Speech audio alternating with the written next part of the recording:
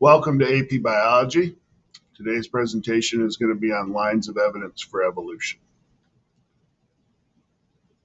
So the first line of evidence is embryology. If you look at the early embryonic stages of development for like the first month, month and a half in humans, we match up very closely to all the other vertebrates.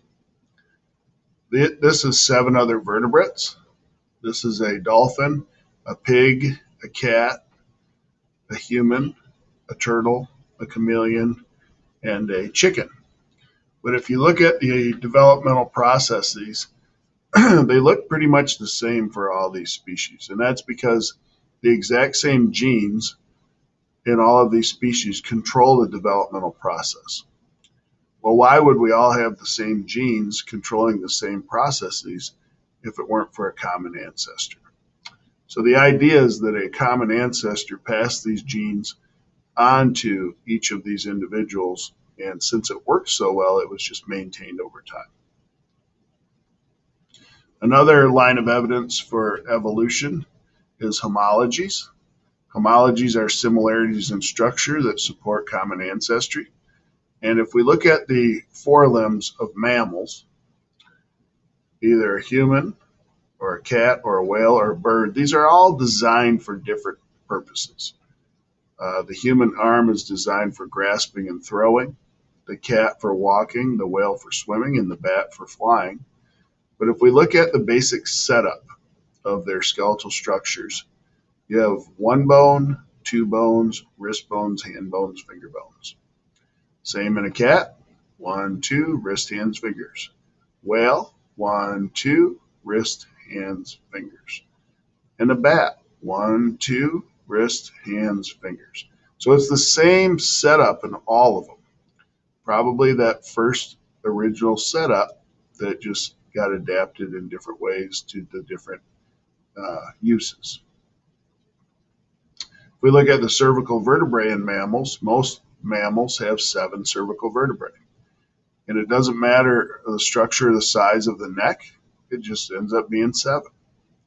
A giraffe has a way longer neck than us, but it has 7 cervical vertebrae.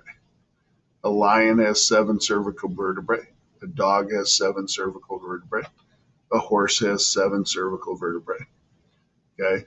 Even a whale, which is so different from us structurally, has 7 cervical vertebrae in their neck. So why do they have 1, 2, 3, 4, 5, 6, 7, just like us? Well, probably way back when there was a mammalian common ancestor between humans and whales. We see vestigial structures. This is another line of evidence. So you have leftovers or remnants of something that was once useful. So if you look in a whale, you have leftover pelvic bones where their legs, their hind legs used to be attached. They're just remnants now.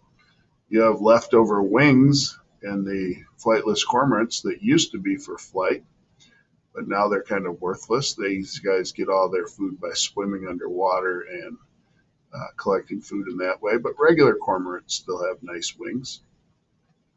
We have a tailbone, which is useless. We used to have a tail in the old days, but we no longer have a tail. Our ancestry, we had a tail, but now we don't anymore, and so it's just kind of left over, and it's actually to a disadvantage because it can break pretty easily. There's ecological evidence for evolution. There's lots of examples we talked about of this. I went through a little bit of the pepper moth earlier and the rock pocket mouse.